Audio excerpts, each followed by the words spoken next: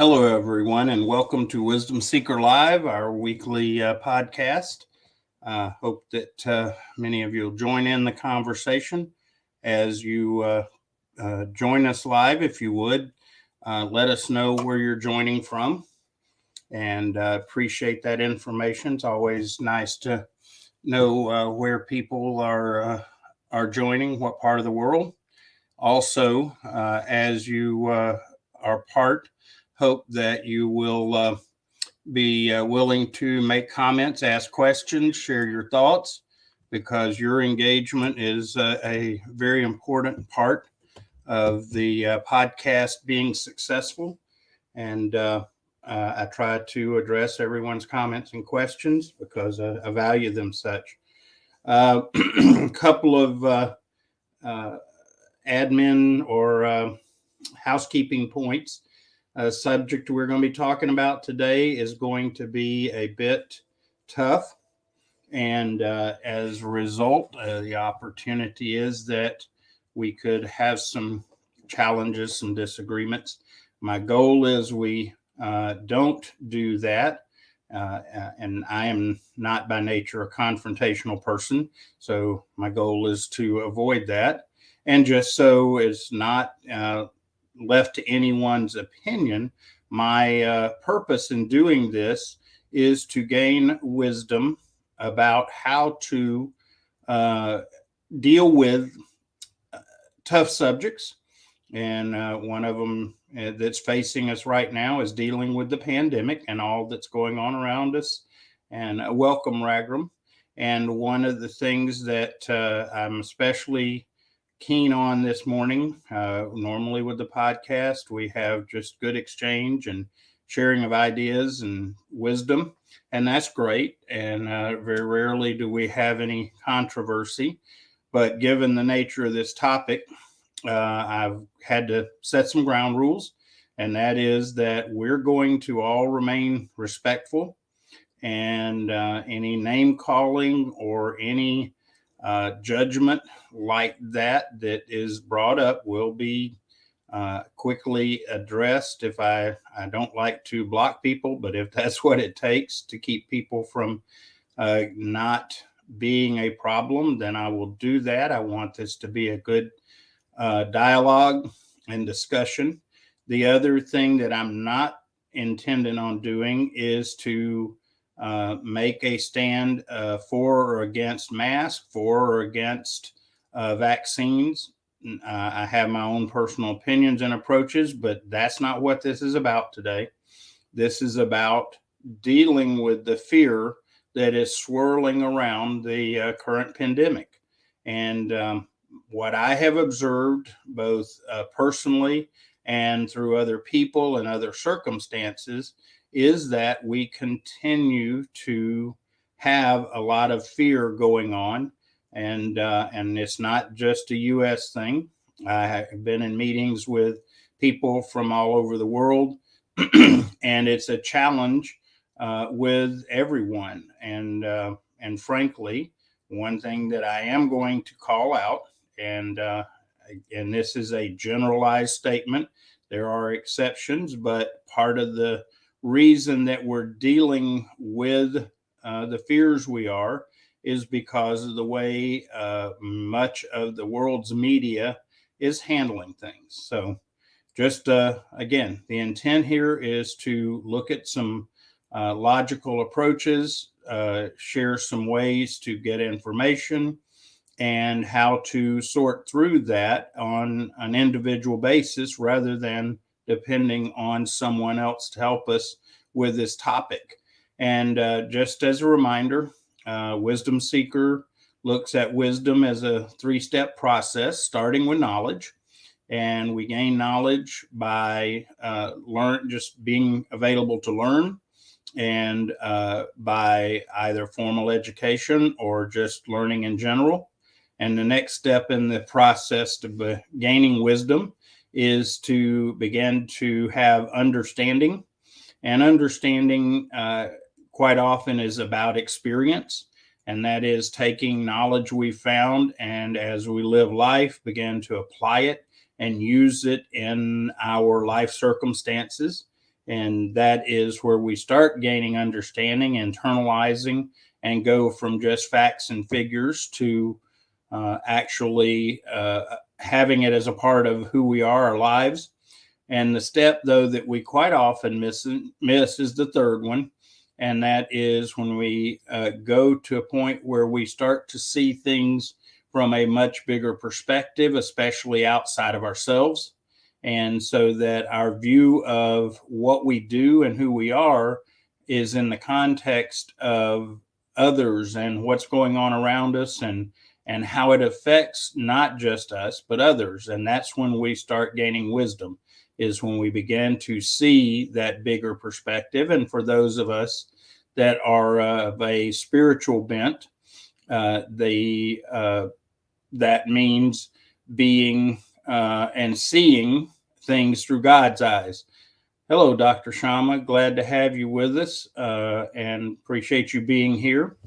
And so today we're going to be talking about the pandemic and trying to keep it in perspective, because of what I saw a graphic that talked about. In fact, it's on the event page, about fear being a prison. And it truly is. Fear will cause us to get shut down mentally, emotionally, even physically, if we allow it to. And another thought is that my perspective is that we are intelligently designed, and we're designed with purpose and passion.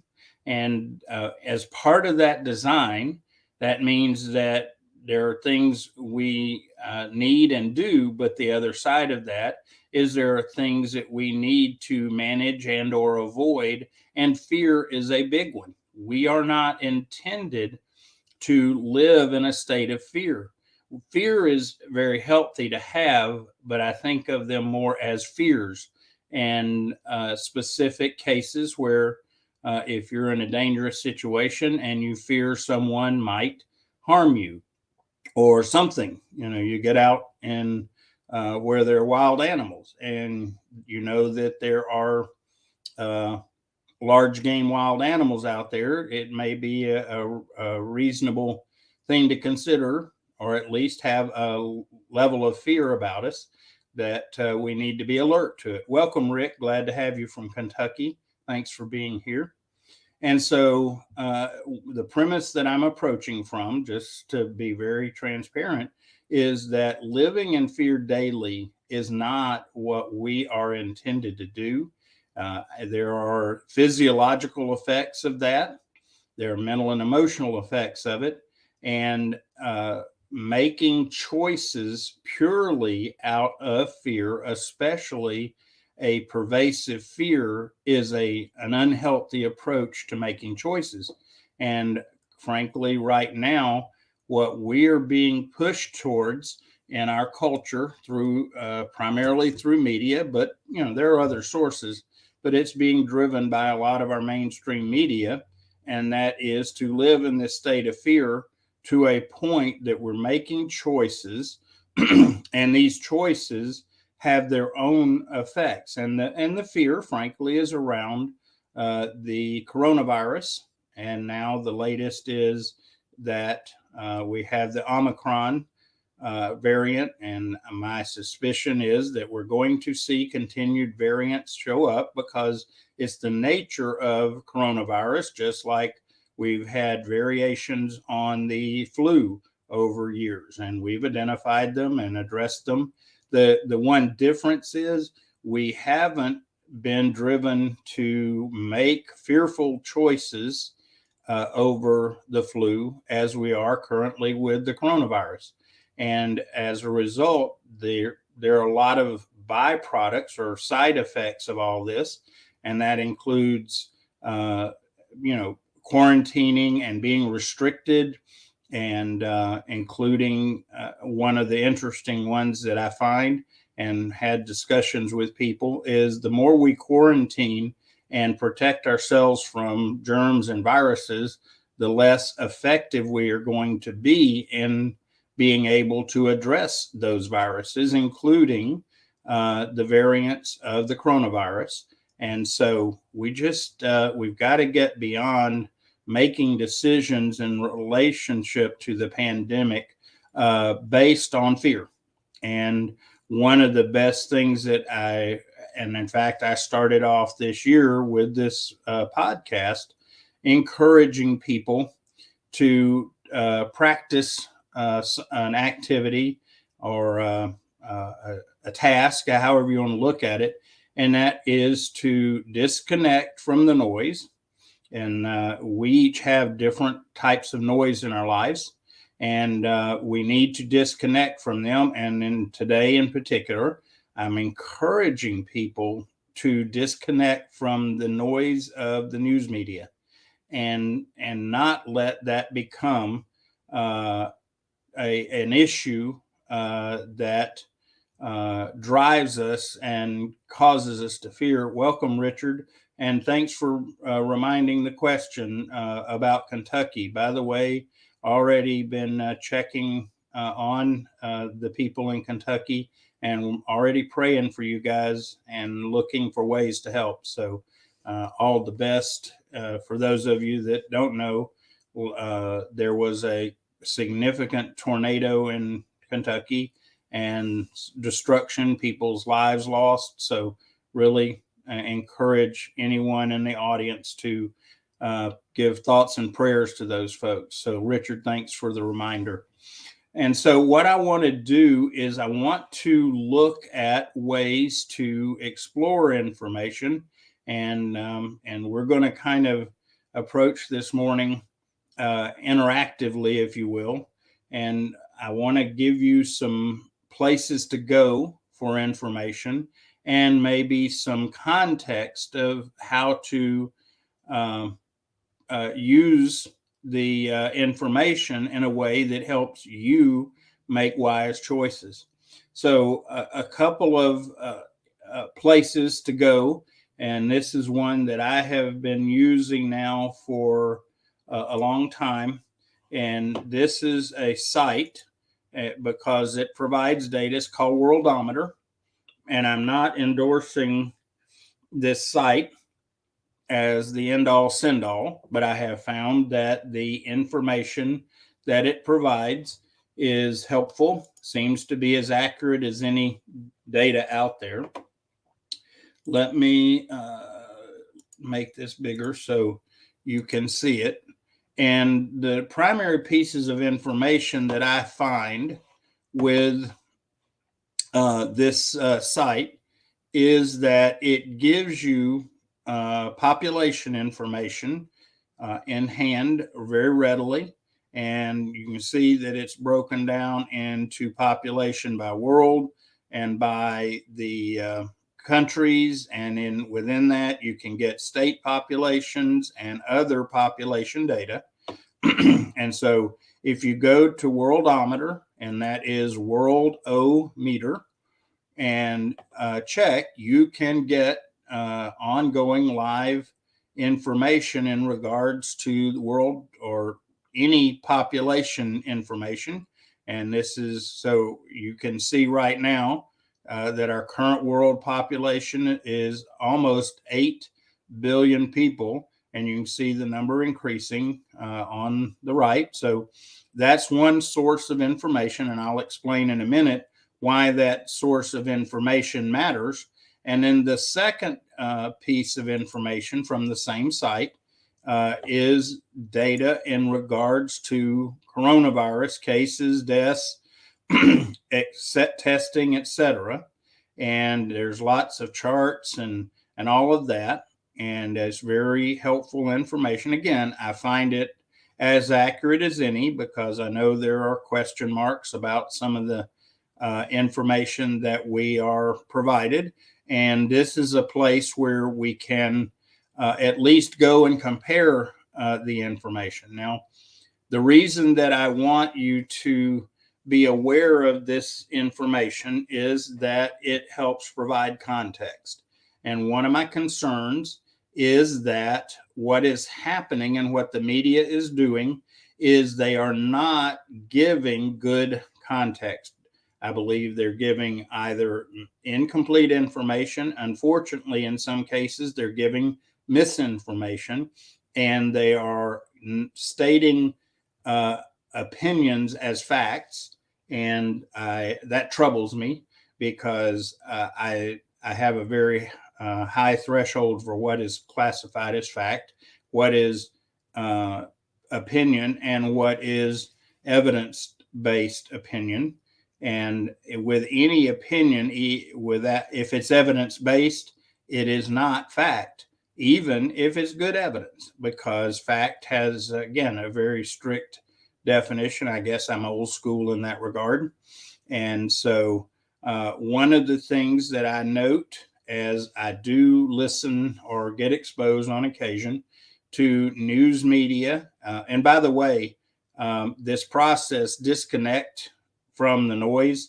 The other part is observe and then seek wisdom about what you observe, and that includes observing inwardly and outwardly. And so what I observe is that we are being talked to about numbers all the time in regards to the pandemic. And the problem is that the numbers are not put into context much of the time. They are just saying numbers are increasing. And that is potentially a true statement. And I don't get into verifying that one way or another. The challenge with numbers is a number by itself without context can be seemingly insignificant, or it can be very significant and become a point of concern or problem. And to give you an idea of what I mean by that, when we get a number, let's talk dollars and cents. Okay. And I had someone share this with me years ago, and it is really very logical. Spending money without context can become significant or insignificant based on the person and their context. For example, the idea when I was young, newly married, having children, things like that, the idea of spending maybe $10 was very significant because at the time earnings were different, cost of things was different, and so on. But now, as I go and consider purchases, spending $10 may or may not even be significant. And generally speaking, I try to be mindful of spending anything, but spending $10 now is not a high risk consideration as it was when I was younger. Or maybe look at it a different way.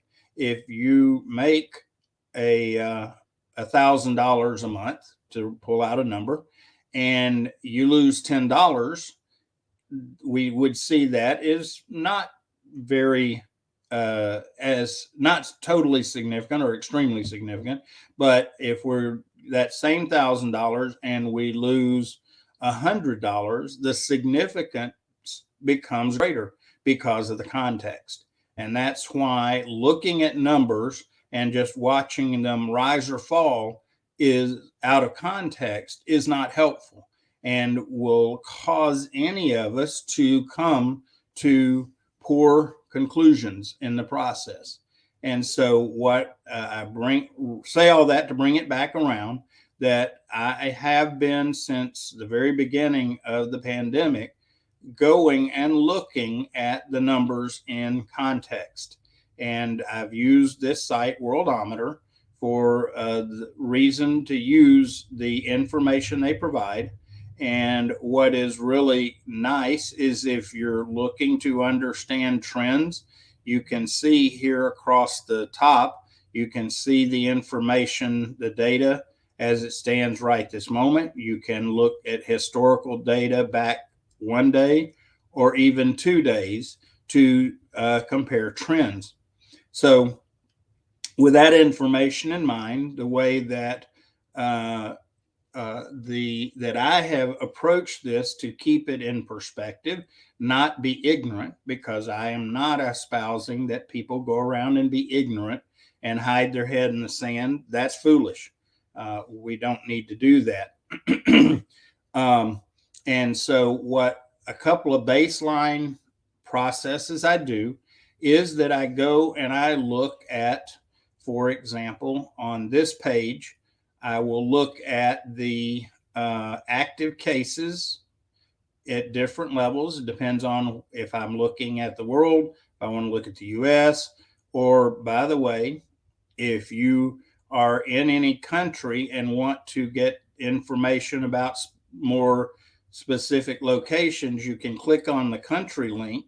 And then within the country link, you can go down and see the data by various geographic locations. In the US, it's by state. And so, again, same kind of information. You use it for the same processes as you consider it and look at what you want to find out in context. The idea is with all of this that you are looking at numbers in context. And what I found recently, because I hadn't been doing this as often now as before, is looking at the current data. And I'm not going to do the math here today because of time. But again, it's not high level difficult math that I'm suggesting that you do. And that is to simply to get context. For example, I want to know what percentage of a given population is actively infected with the coronavirus. And so what I do is I can go over here and I can look at the number of active cases, and they're all here by country in this case. And all I do is take this number and divide it into, excuse me, the population. So if I'm looking at active cases in the world, I divide that number into the current world population. And that tells me the percentage of people that are currently actively dealing with this virus. And it comes in percentages. And as many of you know, real context comes in from percentages. And so I recently ran the world percentages for active cases, and the number was, I believe, less than 1%, going from memory. But by the way, one disclaimer: don't believe what I say just because I say it. Check it for yourselves, and do the math for yourself. And so just check the context. But the percentage of active cases in the world currently are 1% or less of the general population. And then US, when I checked it last, and that it's going to trend up and down depending on which day you look at it. But at that point, it was less than 3% of the US population that were currently considered active cases of coronavirus. So the question becomes, is there a lot of people around us with the virus? And that's how you get an idea of percentages. And right now, depending on where you look, and it will vary by location, and I understand that some locations will have a higher percentage than others. But when you do this process, you have context rather than just a number that's being given to you. And the other one that I like to check, and again, for me, it gives context, and that is everybody's afraid not only getting sick, or the reason people are afraid and dealing with fear is that people have died from this. And so understanding what percentage of the population that involves, you go through the same process. And they even make it easier by, if you look at this column right here on Worldometer under the coronavirus heading, is that they tell you the number of deaths per million population. Hi, Zaid. Glad to have you here today. Appreciate you being a part. And what, again, very easy to find out percentages. If you go in and take this number in this column and divide it by 1 million, because this is deaths per 1 million population, you get percentages.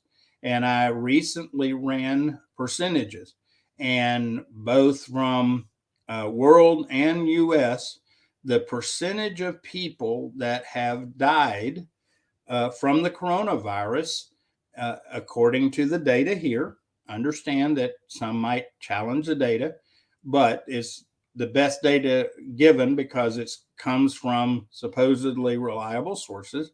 But the percentage of the general population that has died from the coronavirus to date is approximately 0.0075%. Okay, let me say that again. And talking percentages, not just a decimal, that the percentage of population that has died from the coronavirus as of recently in the last week, and the data here was point, not 1 point or not something point, it's 0.0075 or thereabouts. Again, the percentages are going to go up or down. So the inference from that, a truthful inference, is that over 99% of the current population in the world, in the US, now I haven't done it on every country. It's if you're from another country, I suggest you go and get this, but the percentage, 99 plus percent of the population has not died from as a result of either catching or having the coronavirus. And that currently, as of the last week or so, that of the total world population, I'm going to be conservative, 98% of the world population is not currently infected with the coronavirus. The US, it's a little bit higher in that 97% of the US population is not currently infected with the coronavirus. So when you start looking at that in context, it tells a different story than just constantly having numbers thrown at us and saying the numbers are increasing. And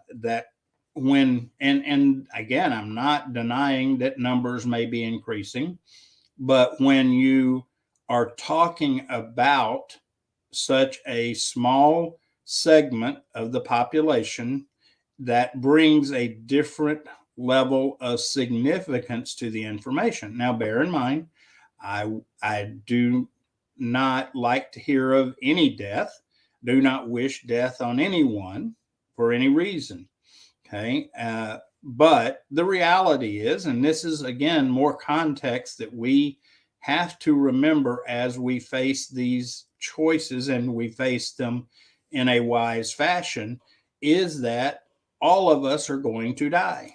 It is not something that we can do enough to avoid dying. And I don't mean to be morose, but the reality is we can do everything we can to be as healthy as possible, make all the right choices and everything else, but we're all going to die.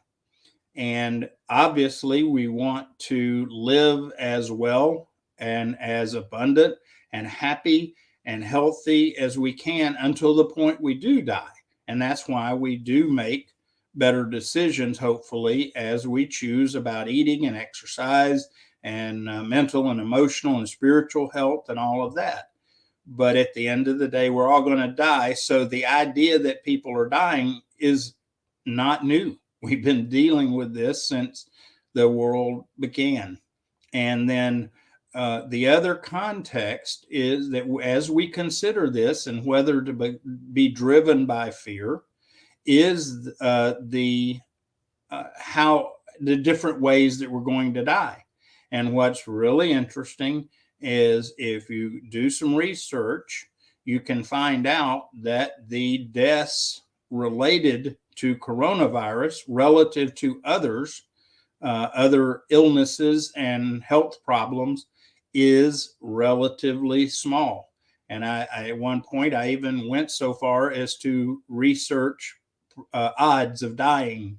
And when you look at the coronavirus in light of other things, such as even driving a car, heart attack, a number of other things, coronavirus death is a very small likelihood relative to those other things.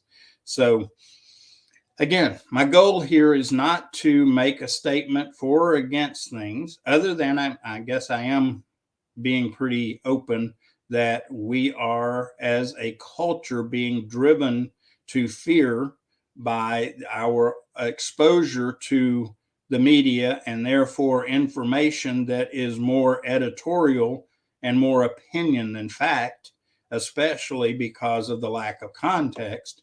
And so I'm encouraging anyone, everyone that I can, do not base your decisions and your mental and emotional well-being dealing with fear based on someone else's opinion, because this has become way too important to all of us to not allow that to happen.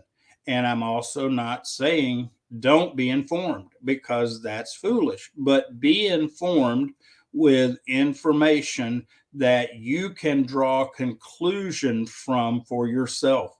And I know at some point we have to trust some people to provide us information, interpret it.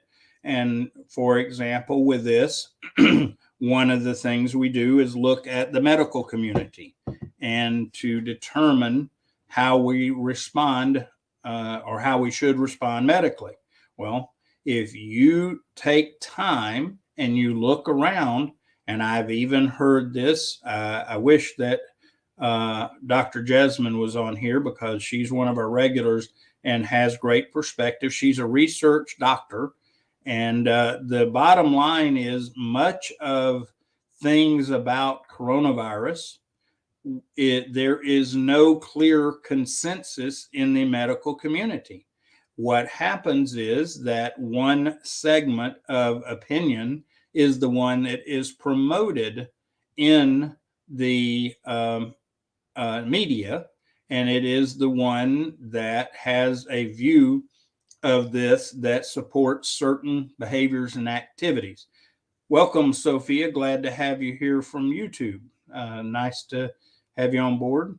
And so I want to encourage you to become informed, because what's happening is, by just trusting other people's opinions and making choices, especially those that are given to us and put forth in the media, is causing us to make unwise decisions, unwise choices, and ultimately causing us to deal with facing fears that we shouldn't even have a concern over.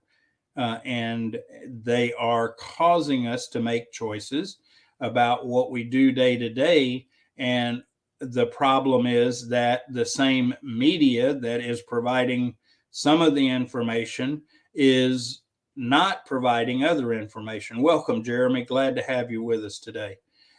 They are not telling us the effects, for example, of quarantining. Quarantining, I understand in certain cases it's appropriate.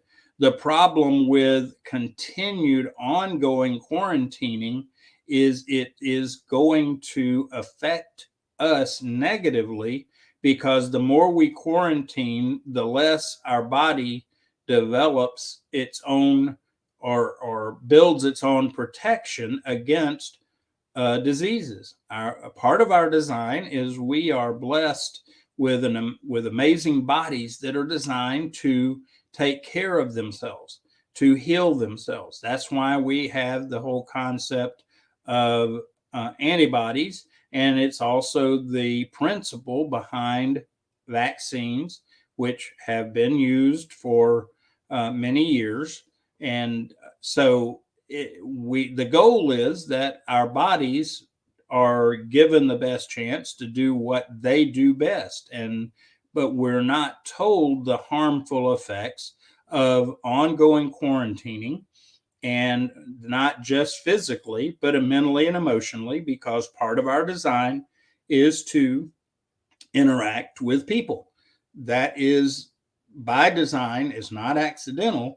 Even the most introverted person, generally speaking, there are a few exceptions, but generally speaking, even the most introverted people need other people and need contact with other people. And when we don't get that contact, we become mentally and emotionally unhealthy, spiritually unhealthy, which does lead, and we've even seeing it happen, leads to physical health problems. And now there is a body of thought and some consideration that these health factors are going to be more significant ultimately than the virus itself. And that will remain to be seen. And so we just need to not, again, my big message here is do not be led, especially to fear and choices made because of other people's interpretation and opinions of information of such significance. And the primary offender, in my opinion, and you can agree, disagree, that's okay. We can disagree as long as we do it respectfully, is that the current media is not giving us reliable, complete information. And it may be, in some cases, have a component of truth, but out of context, it is not good to make judgments based on it. So another thing that I want to encourage everyone to do is, when you read in the news media or hear in the news media that they say the CDC, Centers for Disease Control and Prevention, says something, whatever it is, do not make a decision based on what someone else is telling you. Go to the CDC website and read it for yourself. And on multiple occasions, what I find is that what people are saying in news media, whether it's print form or whether it's television, radio, whatever, what they quite often do is, like they do with the coronavirus numbers, is they take it out of context. And so I encourage you, if they say the CDC says this or World Health Organization, go read it for yourself. And then based on what you read, make an informed choice. And the big thing is, you're probably not going to find that what is shared is just an out and out lie. It's rarely the case. But what it quite often is information without complete context. So encourage you. And that I brought up the CDC website. I've gone there many times and looked at the information. And at a minimum, 99% of the time, when I hear information in the national and world media, they have given incomplete information and not good context. And so I always go and check it if I feel like I need to confirm it. I'm to a point now that as I have gone through this and actively informed myself, that when the news media says something, it doesn't really affect me a whole lot. If it seems out of the norm or has some logic to it, I'll investigate, because again, not encouraging anyone to be ill-informed or to be ignorant or hide your head in the sand. And having medical training myself, there is a principle, and I really hope that everyone here will take some time. Okay. And this principle this is from the CDC website, and it is part of the training that medical people, I have received this training, and anyone in the medical community receives this training. And you, again, you want to question reliability. Everybody assumes the CDC is good, reliable information. Well, just so you'll know, this is medical training that is out there, been out there for years, and it has stood the test of time, and it's called chain of infection. Welcome, Mary. Glad to have you with us. Always good to hear from you. And so the short version is chain of infection. Again, don't believe me just based on my word. Check it out. Chain of infection is about how we avoid becoming infected with either virus or bacteria. And if you read this, it's not a long read, and it's in reasonable terms. It's not too nerdy with medical terms. But if you read this, you begin to understand that in order not to be infected with bacteria, with virus, this is not specific to any one illness, one health concern. It is just general medical training. But the bottom line is, if you can break the chain of infection at any point, you can avoid being infected with bacteria or virus. Doesn't matter. It applies to all of them. And so go and educate yourself on chain of infection. And it, by the way, it'll also help you understand better when we hear news about viruses and information, to help us understand. And it'll also help us to consider, are they telling us something that is logical? And quite often, when I hear this information, my logical meter goes crazy, because what they say, because of what I know, doesn't make logical sense.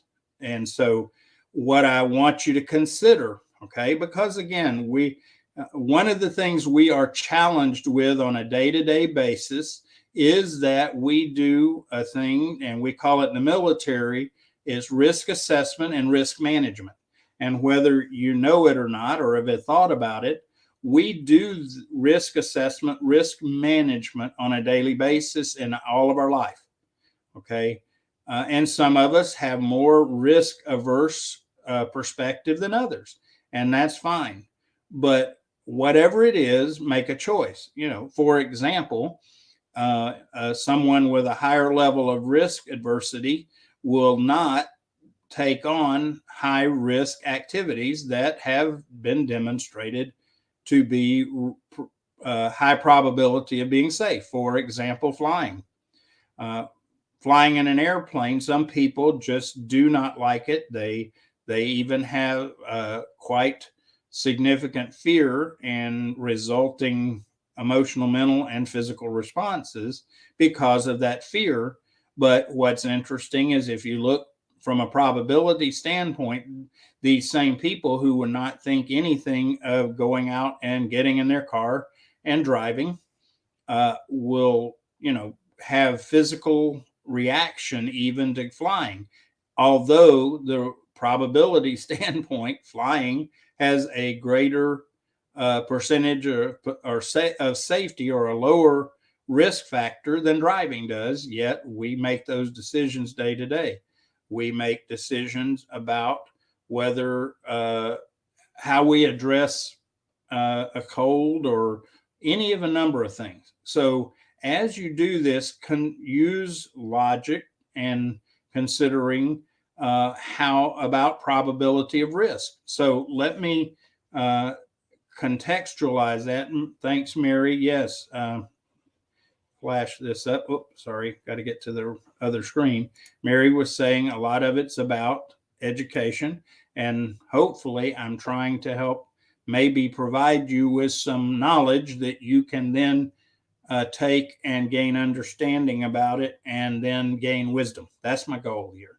But let me explain to you based on chain of infection, all right, some logic. And again, don't believe it just because I say it, verify it.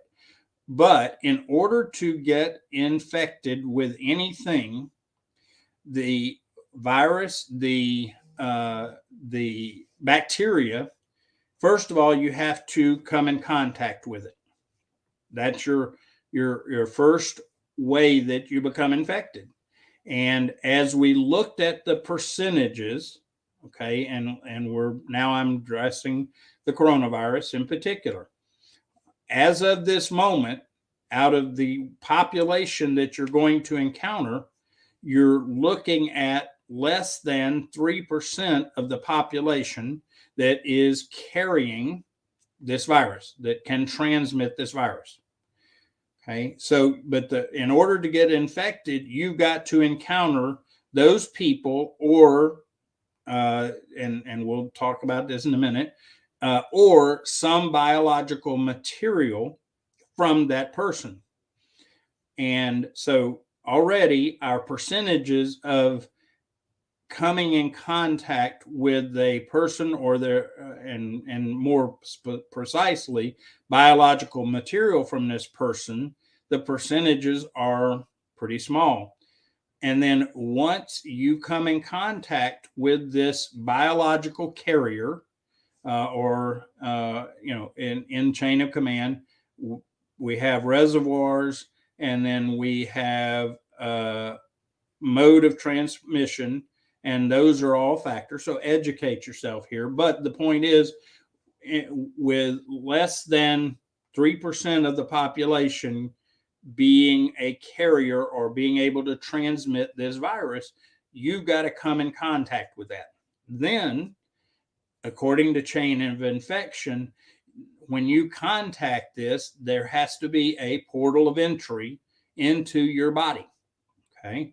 And there are two primary ways that you have portal of entry. One of them is if you have a cut, an abrasion on your skin that is not healed, and the virus gets in that location, then that is a portal of entry in for you to have the possibility of actually contracting the virus. The other one, and this is where a lot of people are getting frightened and choosing to wear mask and face mask and all of this, is another portal of entry for us is where we have what is called porous membranes, soft membranes. And for the biggest part that we face out, especially in public, is our eyes, our nose, our mouth, and our ears. Okay, so this virus bearing material, biological, that came from someone else that's infected, has to actually make its way into our eyes, our nose, our mouth, or our ears primarily, and then get into our body. And then our body has to become infected. Just because we get the virus in doesn't mean we become infected.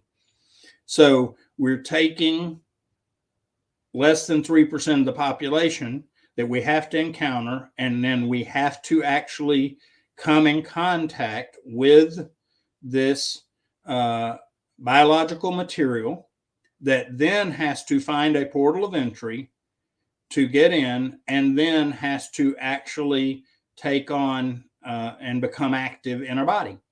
That's what has to happen, and that's all part of this chain of infection.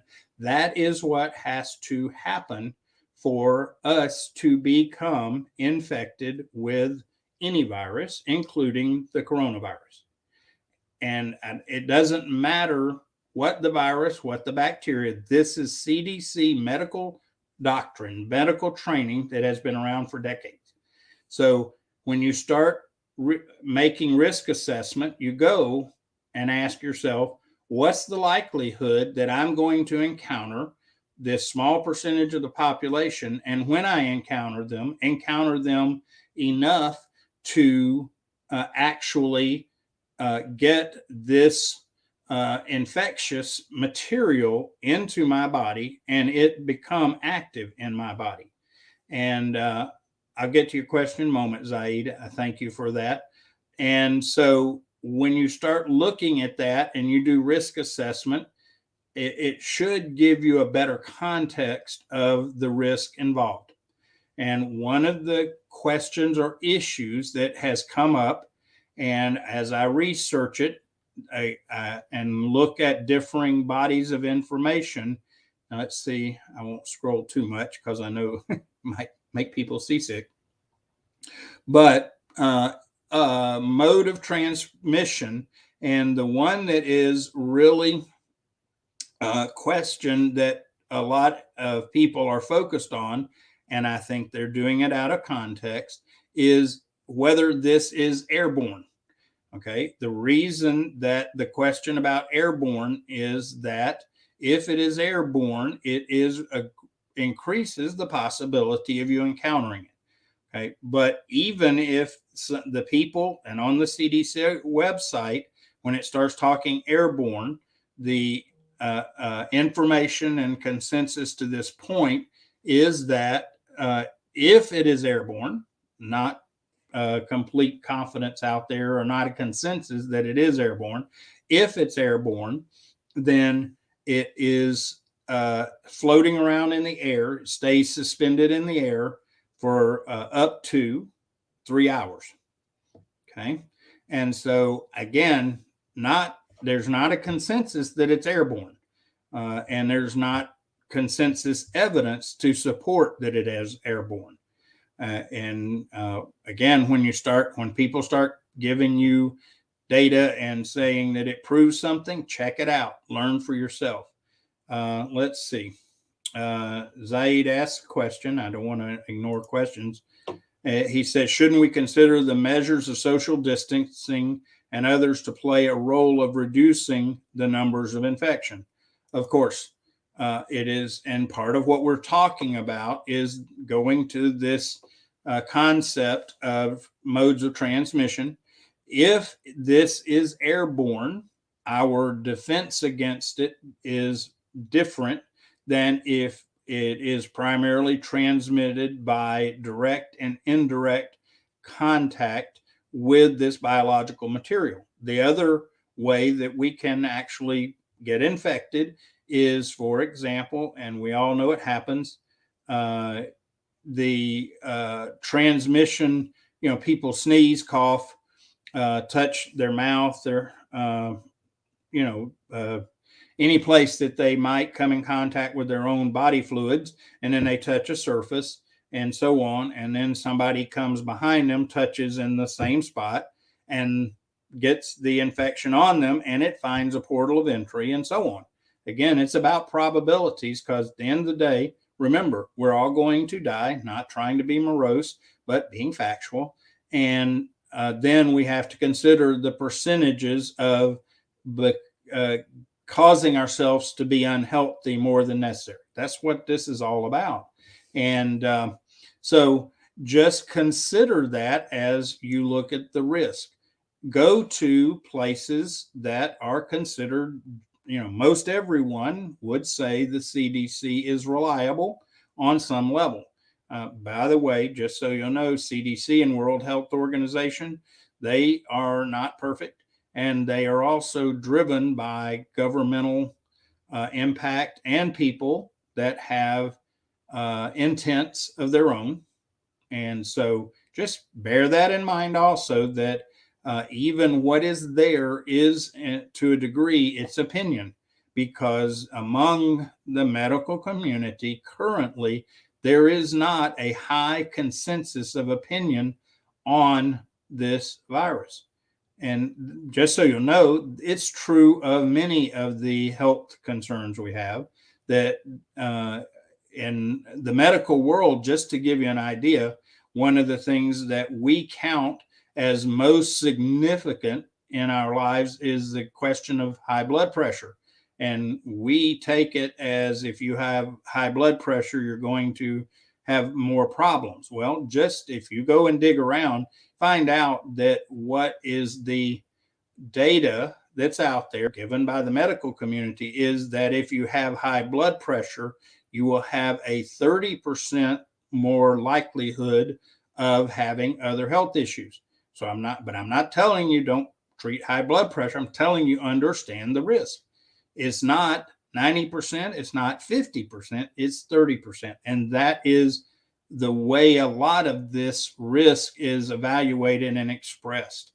And so, Zaid, yes, one of the ways to break the chain of infection is to never come in contact with a biological material that is carrying any virus or bacteria. Social distancing originally was established at 6 feet because it was determined that even if you were in the presence of someone, they sneezed, they coughed, they as we say, spray as they speak, that if you're 6 feet or more away from them, it is not likely that you will come in contact with it because of this little thing called gravity. And gravity affects everything. And obviously, the smaller the material, the less effect gravity has. That's where the question comes in about being airborne or not. So social distancing and the idea of wearing masks, the theory behind it is that it protects us from coming in contact with this biological material. The problem with masks is they leave us vulnerable in that regard in a couple of ways. One is our eyes are still exposed when we're wearing a traditional mask, and our ears are still exposed. Also, not all masks or face coverings are created equal. And if you really want to protect yourself, and I'm going to be kind of extreme and blunt, but if this is airborne and you truly want to protect yourself, you need to go get what is called a CBRN, talks about biological agent rated equipment. So you will wear what most of us think of as a gas mask. So if you truly want to protect yourself and this is airborne, go get you a several $100 gas mask. And by the way, learn how to wear it properly. Part of the problem that is very common is even the masks that people are not wearing them properly. And from a medical training standpoint, by the way, masks, generally speaking, are designed to protect others from ourselves, just as a matter of record. And so all I'm saying is learn for yourself. Don't trust me on this. Just go reading. Google is an amazing thing and gives us a lot of access to a lot of information. And so learn for yourself. Don't listen to my opinion or others' opinion. If you want to, or what I encourage you to do is anything I have said today or anyone else tells you, especially if it's going to cause you to make decisions that affect your employment, that affect your other health in other ways, and causes you to not make a good risk assessment for yourselves, then you need to get informed. You do not need to be trusting people's opinions. You need to find this out. And I will tell you with a high level of confidence, my opinion, so you got to check it out for yourselves, that the choices we're making through risk assessment related to this coronavirus is going to ultimately have a greater significant negative effect on our health than this virus is. And I've come to that conclusion for a lot of different ways and information, but you go check it out and make a decision for yourself. So thank you, Mary. I appreciate your support. Let's see here. Let's see here. Okay. Jeremy comments, if worries of respiratory infection through airborne means it's wise to play safe, card and mask up. However, when sick, if the person's sick, they should mask up to ensure they don't spread the virus to others. And I agree, Jeremy. I think what the key is, and this is a practice that I've been guilty of, and that unfortunately, especially I think it's greater so in the United States, that when we become ill for the sake of being the good employee, we go to work ill. The key is, if we're ill, and by the way, masks are only effective to a certain level, even surgical mask. And if you educate yourself on that, you find out that if this is airborne and the particulate matter is the small enough to remain airborne, most masks are not going to prevent it from getting out. So the best thing to do is, if we're ill, stay home, take care of ourselves, get better, rather than getting a false sense of security by wearing a mask. Wow. Time has gone. I tell you what, I want to take, if you have to go, I understand. I want to take a few more minutes though to finish sharing this, in the hopes that you all will gain wisdom for yourself in addressing this. But learn about the use of masks. And by the way, everybody thinks that they are without any effect by wearing them, and that everybody can wear them without a problem. That is not true. There are some people that cannot wear a mask in a healthy fashion, and therefore they need to be cautious of that. Second of all, the mask, they're trusting to do something. If it's not worn correctly, people wearing them below their nose and down on their chin, and not sealed well, and a whole lot of things. Be informed how to use this stuff. So at the end of the day, folks, my opinion, I've got opinions and they're worth what you pay for them. We do not need to be living in the level of fear or fears that we currently are based on this virus. And I encourage you, in order to get the best perspective, disconnect from the noise of the media. Stop, observe yourself inwardly, outwardly, and then observe around you, not what people are telling you, not what you see digitally, electronically. Look around you, where you live, where you work, where you raise your family. Look around you, and then based on the information, not from other people, not from news media, not from digital media, make informed choices, make risk assessments. And at the end of the day, I just want to see that we learn to live without being in fear, because it is unhealthy for us, because we are not designed to live in fear on a daily basis, on an hourly basis.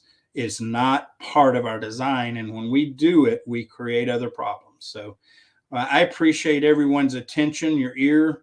And I appreciate, the very respectful way you've approached this, because I'm sure some of you might have some disagreement. But at the end of the day, my intent here, help you to gain some wisdom for yourself, learn and be educated for yourself, but don't just take it from knowledge, but take it into a level of wisdom, so that you know how to make wise choices for yourself, your family, and how to help others make wise choices. So we're out of time. Thanks for your understanding. Thanks for being here.